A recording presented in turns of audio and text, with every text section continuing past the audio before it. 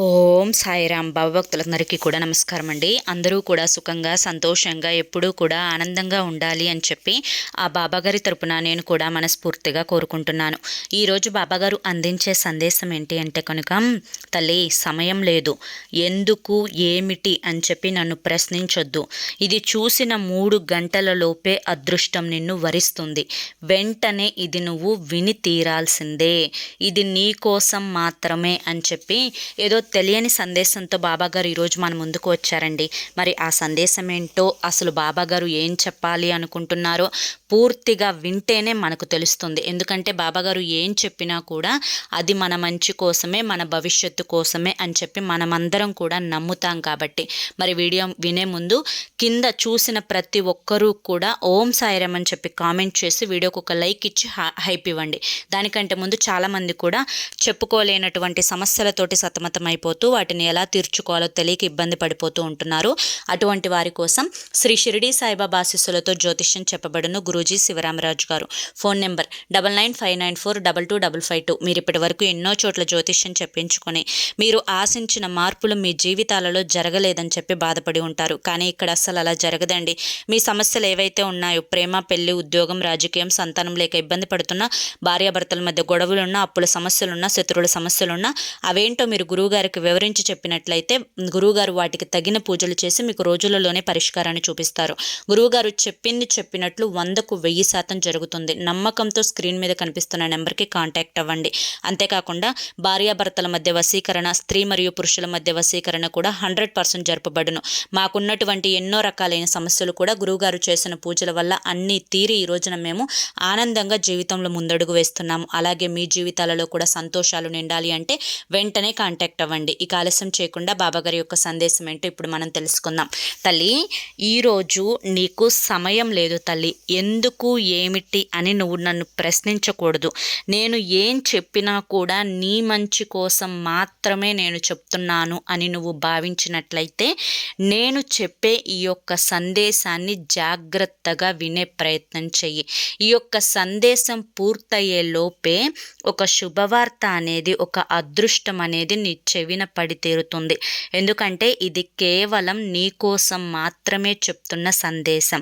తల్లి, ఈ సందేశంలో ఉండే ఆంతర్యాన్ని గ్రహించాలి అంటే నేను చెప్పే ఈ చిన్న కథను జాగ్రత్తగా విను. అనగనగా ఒక ఊరిలో ఒక చిన్న కుటుంబం. ఆ చిన్న కుటుంబంలో ఒక అబ్బాయి ఉన్నాడు. ఆ అబ్బాయికి ఒక 25 సంవత్సరాలు అలా ఉంటాయన్నమాట.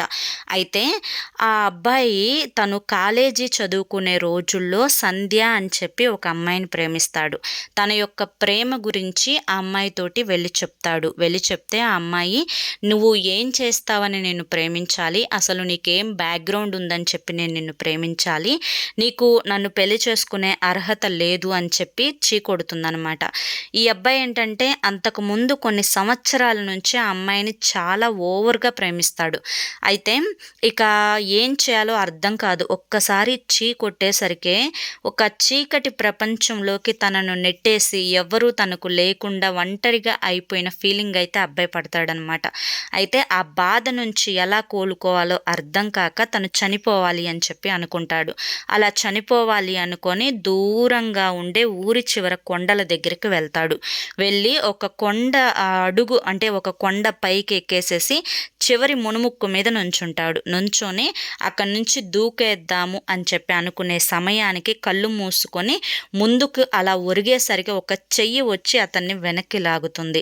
ఎవరు అది, అసలు నేను చనిపోయానా, నేను ఎక్కడికి వెళ్ళిపోయానా అని చెప్పి అనుకున్న సమయంలో కళ్ళు తెరిచి చూసి వెనక్కి తిరిగి చూసేసరికి ఒక గురువు గారు అతని చెయ్యి పట్టుకుంటాడనమాట.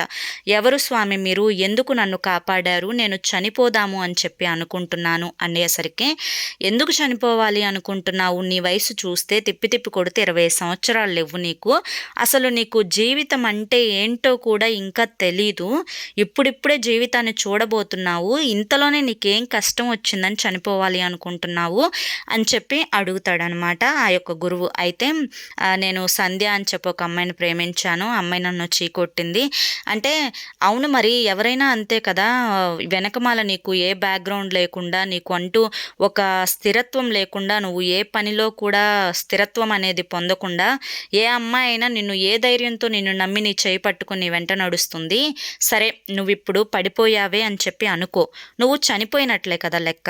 ఇప్పటి వరకు నువ్వు చనిపోయావు అని అనుకో. ఇప్పుడు ప్రస్తుతానికి నేను ఒక చిన్న మాట చెప్తాను, వింటావా మరి అని చెప్పంటే, ఏంటి స్వామి ఏం చెప్పాలి అనుకుంటున్నారు మీరు అని చెప్పి అడిగితే, నువ్వు చనిపోయావు అనుకొని 1 సంవత్సరం పాటు నాతో పాటు రా అని చెప్పి చెప్తాడనమాట గురువుగారు. అయితే సరే నేను ఇప్పుడు ఎటు బ్రతుకున్న శవం లాంటి వాడిని, నా చావు ఈయన ఏదో చెప్తానంటున్నాడు 1 సంవత్సరం అంటున్నాడు కదా, సరే వెళ్దాము అని చెప్పి ఆయనతో పాటు వెళ్తాడనమాట. అయితే ఆ గురువు చేయి పట్టుకొని అడవిలో ఉండే ఒక గిరిజన ప్రాంతానికి అతన్ని తీసుకొని వెళ్తాడు. అతన్ని తీసుకొని వెళ్ళి అక్కడున్న గిరిజన ప్రజలు అంటే అడవి మనుషులు అనమాట. అడవి మనుషులు పాపం చాలా అమాయకులు, చదువు లేనివారు, కల్లా కపటం లేనివారు, ఇప్పుడున్న పట్టణంలో నివసించే వాళ్ళకలాగా మోసాలు, కుట్రలు, ఈర్ష్యలు, అసూయలు అనేవి వారికి ఉండవు.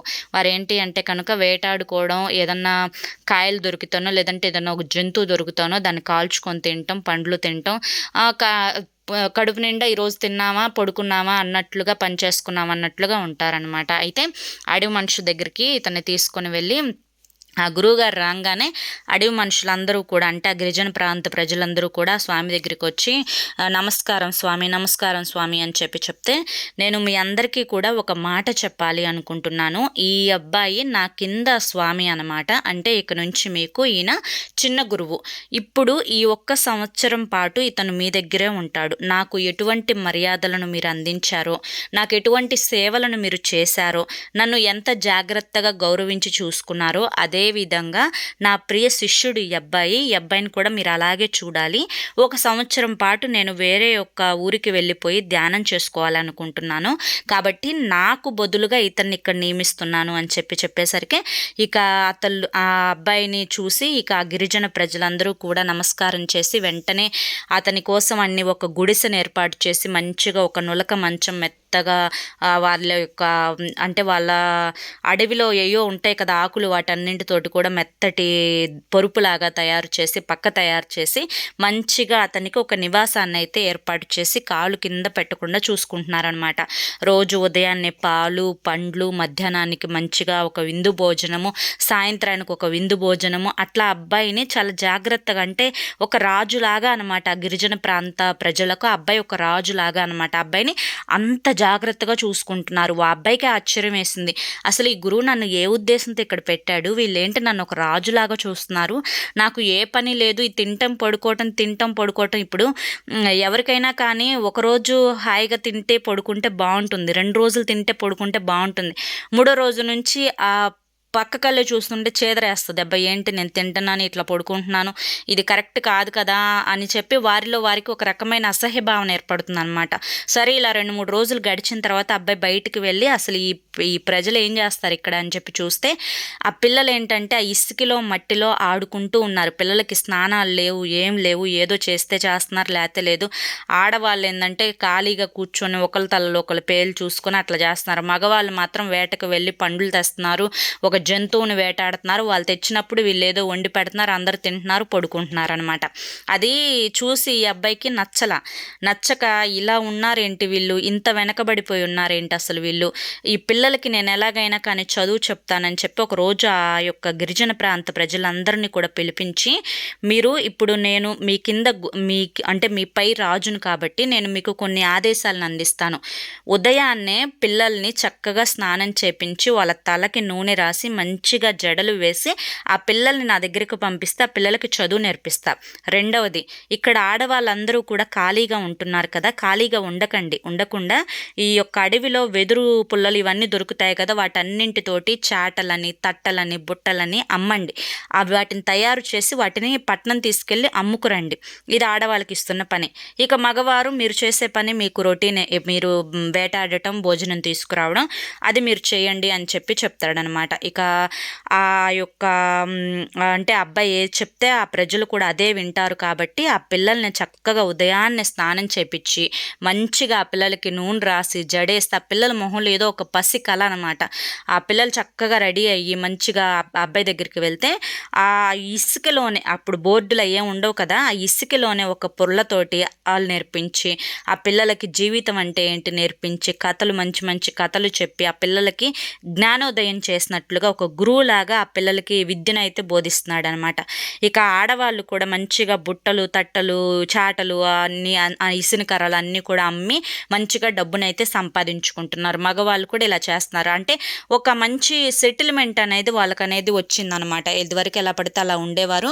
ఇలా మంచిగా వాళ్ళు ఒక రూపాయిని సంపాదించుకుంటుంటే వాళ్ళల్లో కూడా ఒక ఆశ, నేను పని చేయాలి అని ఒక తపన, నేను కష్టపడుతున్నాను, ఒక ఆత్మవిశ్వాసం ఇవన్నీ కూడా వచ్చేసేసి ఆ అబ్బాయిని ఒక దేవుళ్లాగా చూడటం మొదలుపెట్టారు. అప్పటి నుంచి ఈ స్వామి చాలా మంచి స్వామి, ఈ చిన్న స్వామి నన్ను మా పిల్లలకి చదువు నేర్పిస్తున్నాడు, మాకు మంచి దారిని చూపించాడు, మాకు డబ్బులు వచ్చేలా చేస్తున్నాడు, మా భర్తలు మాకు ఆహారం తీసుకో, ఇంకింతకంటే ఏం కావాలి, కడుపు నిండుతుంది, పని చేసుకుంటున్నారు, కష్టపడుతున్నారు, సాయంత్రానికి కమ్మగా నిద్రపోతున్నారు, మంచిగా ఏ రోగం నొప్పి లేకుండా శరీరాన్ని కష్టపెట్టుకుంటున్నారు, హాయిగా ప్రశాంతంగా బ్రతుకుతున్నారు, పిల్లలకి ఇటు విద్య కూడా వస్తుంది, ఇంకేం కావాలి వాళ్ళకి చెప్పండి. చక్కగా ఇలా గడిచిపోతూ ఉంది. ఆ అబ్బాయి కూడా మంచిగా అసలు వాళ్ళల్లో కలిసిపోయి వాళ్ళ యొక్క అమాయకత్వానికి, వాళ్ళ ప్రేమకు దాసోహం అయిపోయాడు అనమాట. అబ్బాయి ఇలా చూస్తూ ఉండగానే ఒక సంవత్సరం తిరిగి వచ్చేసింది. కరెక్ట్గా గురూజీ చెప్పినట్లుగా ఆ యొక్క సంవత్సరానికి ఆ పెద్ద గురువు ఈ అబ్బాయి దగ్గరికి వస్తాడు. వచ్చి కరెక్ట్గా సంవత్సరం అయిందయ్యా, నేను నిన్ను సంవత్సరం పాటు అడిగాను కదా, సంవత్సరం అయిపోయింది, ఇక నువ్వు ఇక్కడి నుంచి వెళ్ళిపోవాల్సిన సమయం వచ్చేసింది, నీకోసం కొండ ఎదురు చూస్తుంది, నువ్వు కింద పడి చచ్చిపోదు గనరా అని చెప్పి ఆ గురువు చెప్తాడనమాట. ఇక ఆ అబ్బాయిని తీసుకెళ్ళిపోతున్నానని చెప్పి గిరిజన వాసులందరికీ కూడా వాళ్ళందరూ కూడా ఇంకా ఏడుస్తారు. అంటే ఇన్నాళ్ళు మాతో ఉన్నాడు, ఈయన చాలా మంచి ఆయన, ఈయన పిల్లలకి విద్యను నేర్పించాడు, వీళ్ళందరినీ వదిలిపెట్టి వెళ్ళాలి అంటే ఆ అబ్బాయికి బాధగా ఉంది, వాళ్ళకు కూడా ఏడుపు వస్తుంది అనమాట. వదలలేకపోతున్నారు, ఒకరినొకరు వదులుకోలేకపోతున్నారు. సరే ఈ గురువు ఏది చెప్పినా కూడా ఇదే కదా అని చెప్పి ఆ గురువుని కొంచెం దూరం వెళ్ళిన తర్వాత గురువు గారు, నేను ఇప్పుడు చావాలి అని చెప్పి అనుకోవట్లేదు, ఎందుకంటే నా జీవితం కంటే కూడా వీళ్ళ జీవితాలు చూసిన తర్వాత వీళ్ళల్లో ఏదో ఒక మార్పు తీసుకురావాలి, వీళ్ళకి జ్ఞానోదయం తీసుకురావాలి, వీళ్ళని జాగ్రత్తగా చూడాలి అనే ఒక ఇది కలిగింది నాకు. ఇట్లాంటి వాళ్ళే ఇంకొంతమంది గిరిజన ప్రాంతాలు ఉంటాయి కదా, వాళ్ళల్లో కూడా నేను జ్ఞానోదయాన్ని తీసుకొస్తాను, జీవితం అంటే ఏంటి అని చెప్పి తెలుపుతాను, నా జీవితాన్ని వాళ్ళకి అంకితం చేస్తాను, నేను చావాలి అనుకోవట్లేదు అంటే, లేదు నాన్న, ఇలా నువ్వు ఇంకొన్నాళ్ళు చేసావంటే నీకు ఈ పని మీద కూడా విరక్తి వచ్చేస్తుంది, ఏదో ఒక రోజు మళ్ళీ నువ్వు నిర్ణయం మార్చుకుంటావు, ఎందుకంటే ఒక మనిషి ఎప్పుడూ కూడా ఒకే పనిని చేయాలి అంటే వేరే వాళ్ళ కోసం ఆ పని చేయలేడు. మరి నువ్వు పెళ్లి చేసుకోవట్లయితే పెళ్లి చేసుకొని నీ భార్యతోటి, నీ పిల్లలతోటి, వీళ్ళతోటి కలిసి ఉంటే నాకు ఎటువంటి సమస్య లేదు అంటే, అబ్బాయి అస్సలు ఆ మాటకైతే నేను అస్సలు ఒప్పుకోను స్వామి, ఎందుకంటే నేను ఆల్రెడీ ఒక అమ్మాయిని ప్రేమించాను, సంధ్య అంటే నాకు ఇష్టం, ప్రాణం, ఆ అమ్మాయిని మర్చిపోయి ఇంకో అమ్మాయిని నా జీవితంలోకి నేను తెచ్చుకోలేను, అసలు నా మనసు దానికి అంగీకరించదు, నేను అసలు ఒప్పుకోను అని చెప్తే, సరే నువ్వు సంధ్యను అంత ప్రేమించాను అని అన్నావు కదా, ఇప్పుడు అమ్మాయి నీ జీవితంలోకి వస్తే నీకు ఓకే కదా, ఇదివరకంటే పని లేదు, పాట లేదు, నీకంటూ ఒక సంకల్పం లేదు, ఇప్పుడు ఏదో పని చేసుకుంటున్నావు, నీకంటూ ఒక గుర్తింపు ఉంది, నువ్వు పలానా గిరిజన ప్రాంతాల్లోకి వెళ్తే నిన్ను ఒక రాజులాగా దండం పెట్టి చూసుకుంటున్నారు, నీకు గౌరవాన్ని ఇస్తున్నారు, మరి ఇప్పుడు అమ్మాయి తిరిగి వస్తే నీకు ఓకేనా అంటే, లేదు స్వామి అమ్మాయి తిరిగి రాదు నా కోసం అని చెప్పంటే, ఇంకా ఈ గురువు ఈ అబ్బాయి ఇక్కడ సంవత్సరం క్రితం వదిలిపెట్టిన తర్వాత నేరుగా సంధ్య దగ్గరికి వెళ్ళి జరిగిందంతా కూడా చెప్పి అమ్మాయిలో కూడా కొంచెం మార్పు తీసుకొచ్చి ఆ అమ్మాయిని కూడా ఈ అబ్బాయి దగ్గరికి తీసుకొని వస్తాడు. ఇవన్నీ కూడా జరుగుతూ ఉంటే అమ్మాయి చెట్టుచాటు నుంచోబెడతాడు, ఆ చెట్టుచాటు నుండి అన్నీ వింటుందన్నమాట ఈ అమ్మాయి. విని ఇక అమ్మాయిని కూడా పిలుస్తాడు, ఇదిగో సంధ్య, నీ సంధ్యనే ఈ అమ్మాయిని పెళ్లి చేసుకుంటే అంటే, ఆ సంధ్య రాగానే ఈ అబ్బాయి కళ్ళల్లో నీళ్ళు వచ్చేస్తాయి. కళ్ళలో నీళ్ళు వచ్చేసేసి, ఇదివరకంటే నీకు ఏది లేదు, ఇప్పుడు నీకంటే ఒక గుర్తింపు వచ్చింది, అయినా నాకు అప్పుడు తెలియలేదు, నీలో ప్రేమను అర్థం చేసుకోలేకపోయాను, నువ్వు నా కోసం పెళ్లి మానుకొని ఇట్లా జీవితాన్ని గడపడానికి సిద్ధపడ్డావు అంటే నీకంటే ప్రేమించే వ్యక్తి నాకు ఎవరు దొరుకుతారు అని చెప్పి ఆ అమ్మాయి కూడా పెళ్లి చేసుకోవడానికి ఒప్పుకుంటుందన్నమాట. ఇలా ఇద్దరికి కూడా గురువు పెళ్లి చేస్తాడు.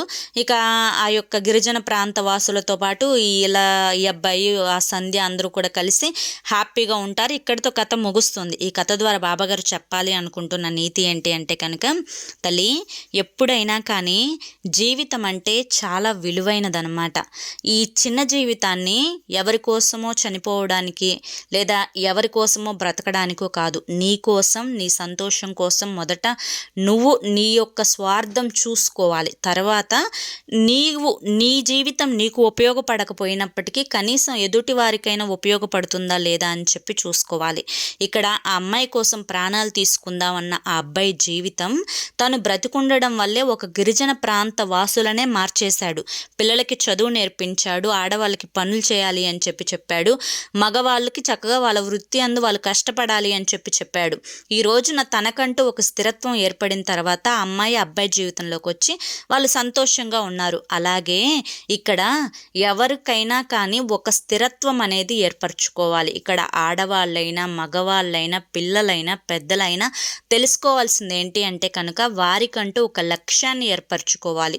ఒకరి ఇష్టాల కోసం లేదా ఒకరు నన్ను ఇష్టపడట్లేదో, ఒకరు నన్ను ప్రేమించట్లేదో, లేదా ఒకరు నన్ను తప్పుగా అపార్థం చేసుకుంటున్నారో, లేదా ఒకరు నన్ను మోసం చేశారనో, లేదా ఒకరు నన్ను నష్టపరిచారనో ఎవరి కోసము ప్రాణాలు తీసుకోవాల్సిన అవసరం లేదు. ఇంకా అన్నింటికంటే ప్రమాదకరమైనది ఏంటో చెప్పమంటావా? ఒకరి కోసం ముఖ్యంగా మానసికంగా చనిపోవడం కూడా కరెక్ట్ కాదు. అంటే కొంతమంది బ్రతికుండి కూడా జీవోత్సవంలాగా మనసులో వేరే వారి గురించి ఆలోచించుకుంటూ ఉన్న కళ్ళ ముందు జీవితాన్ని సంతోషంగా గడుపుకోలేకపోతారు. అలా గడుపుకోలేకపోవడం కూడా అది వారిని వారు హత్య చేసుకోవడం ఒక ఎత్తు అయితే, వారి కళ్ళ ముందు వారి కోసం బ్రతికే వాళ్ళని మోసం చేయడం మరొక ఎత్తు అవుతుంది. కాబట్టి ఇదంతా కూడా అస్సలు సరైన పని కాదు. నీ జీవితంలోకి అదృష్టం రావాలి అంటే నీ చేతుల్లోనే ఉంటుంది. కాబట్టి నీ చేతుల్లో ఉన్న అదృష్టాన్ని నువ్వు ఎలా నీ సొంతం చేసుకోవాలి, ఆ అదృష్టాన్ని నలుగురికి ఎలా పంచిపెట్టాలి అని మాత్రమే నువ్వు ఆలోచించాలి. అలా కాకుండా నాకు కష్టాలు వచ్చాయి, నాకు బాధలు వచ్చాయి, నాకు సమస్యలు వచ్చాయని చెప్పి నువ్వు పదే పదే కష్టాల గురించి, బాధల గురించి, సమస్యల గురించి ఆలోచించుకుంటూ వెళ్తే నీ జీవితంలో నువ్వు సాధించేది ఏంటి? ఎప్పుడైనా ప్రతి మనిషికి కష్టాలు, బాధలు, అనారోగ్య సమస్యలు అనేవి వస్తూ ఉంటాయి, పోతూ ఉంటాయి. వాటి గురించి పట్టించుకోకూడదు. మనిషి మనసుకు ధైర్యం కావాలి. ఆ ధైర్యం ఉన్నప్పుడు ఎటువంటి అనారోగ్య సమస్యలైనా తగ్గిపోతాయి, ఎటువంటి మానసిక సమస్యలైనా దూరం అవుతాయి. నిన్ను నువ్వు నమ్ముకోవడం నేర్చుకోవాలి, నిన్ను నువ్వు ప్రేమించుకోవడం నేర్చుకోవాలి. ఎదుటి వారికి నీవంటే గౌరవం అనేది ఏర్పడేలా నిన్ను నువ్వు తయారు చేసుకోవాలి. అలా తయారు చేసుకున్నప్పుడు మాత్రమే నీ జీవితంలోకి అదృష్టం అనేది వస్తుంది. అలా కాకుండా ఏదో కోల్పోయినట్లుగా నాలుగు గోడల మధ్య నరకయాతన అనుభవిస్తూ, చిత్రవద పడుతూ, కన్నీరు కార్చుకుంటూ నాకేదో అయిపోతుంది, నాకు ఎవరూ లేరు, నన్నెవరూ మాట్లాడట్లేదు, నాతో ఎవరూ ప్రేమగా ఉండట్లేదు అని చెప్పి నువ్వు నరకాన్ని చూడటం అనేది అస్సలు సరైన పద్ధతి కాదు, సరైన నిర్ణయము కాదు. నిన్ను నువ్వు మార్చుకోవడానికి ఎటువంటి అడుగు వేయాలన్నా కూడా సిద్ధపడు, స్థిరపడు. జీవితం అంటే వెనకడుగు వేయటం కాదు, ముందడుగు వేయటం. జీవితంలో కష్టాలు నీకొక్కదానికే కాదు, ప్రతి ఒక్కరికి ఉంటాయి, వస్తాయి, వెళ్తాయి. చీకటి వెనకమాలే వెలుతురు అనేది ఏ విధంగా వస్తుందో అదే విధంగా జీవితంలో కష్టాల వెనకాలే సుఖాలు వస్తాయి. ఈ యొక్క కష్టకాలాన్ని చూసి భయపడకూడదు, బాధపడకూడదు. ఈ కష్టకాలం వెళ్ళిపోతుంది అని చెప్పి ధైర్యంతో ముందడుగు వేసే ప్రయత్నం చేస్తే అదృష్టం అడుగు దూరంలో నీ కోసం ఎదురు చూస్తూ ఉంటుంది. ఆ అడుగు దూరం అనేది వెయ్యకుండా వెనకడుగు వేస్తే నీ జీవితంలోకి అదృష్టం అనేది రావడం ఈ జన్మలో దక్కదు. కాబట్టి జీవితాన్ని ఎప్పుడూ కూడా చాలా తేలికగా తీసుకోవద్దు, గౌరవంగా తీసుకోవాలి, ఆనందంగా అనుభవించాలి. నిన్నటి గురించి మర్చిపోవాలి, రేపటి గురించి ఆలోచించకూడదు. ప్రస్తుతం ఏం జరుగుతుంది, ఈ యొక్క ప్రస్తుతం నేను ఎలా ఉన్నాను, ఆనందంగా ఉన్నానా, బాధగా ఉన్నానా, నేను ఎవరి గురించి ఆలోచిస్తున్నాను, నాకు వారి గురించి ఆలోచన అవసరమా, అవసరం కాదా, నేను సరైన నిర్ణయం తీసుకున్నానా, సరైన దారిలో వెళ్తున్నానా, నాకు ఈ స్పాట్ ఆనందాన్ని ఇస్తుందా లేదా, ఇది మాత్రమే నువ్వు చూసుకోవాల్సిన విషయం. ఒకరి ఏమనుకుంటున్నారో, ఒకరు నన్ను తప్పుగా అనుకుంటున్నారేమో, ఒకరు ఈ పని చేస్తే నన్ను తిడతారేమో, లేదా ఒకరు నన్ను తంతారేమో, ఇటువంటి భయాలు ఏవి కూడా మనసులో ఉండకూడదు. బిడ్డ, బాధలు వచ్చాయి అని కాదు, బాధలు వచ్చినప్పుడు వాటి నుంచి బయటపడే తెలివితేటలు కూడా నీలోనే ఉంటాయి. మనిషికి ఎప్పుడైనా కానీ ధైర్యం అనేది చాలా వరకు కూడా కాపాడుతుంది. 100లో 99% ధైర్యమే కాపాడుతుంది. అర్థమైంది కదా? కాబట్టి ఎటువంటి తప్పుడు ఆలోచనలు, తప్పుడు నిర్ణయాలు అనేవి తీసుకోవద్దు. నీ వెనుక నేనున్నాను అని చెప్పి నువ్వు నమ్మినట్లయితే ఆనందంగా ముందడుగు వేయి. అంతా నీ బాబానే చూసుకుంటారు అని చెప్పి ఈరోజు బాబాగారు మనకి చాలా చక్కటి సందేశాన్ని అందించారండి. మరి ఈ సందేశంలో ఎంతో గొప్ప ఆంతర్యం ఉంది, మనం అర్థం చేసుకోవాలి. కానీ మరి ఈ సందేశం మీ అందరికీ కూడా నచ్చింది, అర్థమైంది అని చెప్పి అనుకుంటున్నాను. నచ్చింది, అర్థమైంది అని చెప్పి అనిపిస్తే ఈ వీడియోకి ఒక లైక్ ఇవ్వండి. లైక్ ఇచ్చిన వెంటనే హైప్ అని వస్తుంది, హైప్ ఇవ్వండి. మొదటిసారి మన ఛానల్లోకి వస్తే కింద కామెంట్ సెక్షన్లో ఓం సాయిరామ్ అని చెప్పి కామెంట్ చేయడం మాత్రం మర్చిపోవద్దు. మన ఛానల్ని సబ్స్క్రైబ్ చేసుకోవడం కూడా అస్సలు మర్చిపోవద్దు. మరి రేపు మరొక మంచి వీడియోతోటి మళ్ళీ కలుసుకుందాం. అంతవరకు కూడా బాబాగారి యొక్క ఆశీస్సులు మీ మీద, మీ కుటుంబ సభ్యుల మీద ఎల్లకాలం ఉండాలి అని చెప్పి మనస్ఫూర్తిగా కోరుకుంటూ సర్వేజన సుఖినో భవంతు. ఓం సాయిరామ్.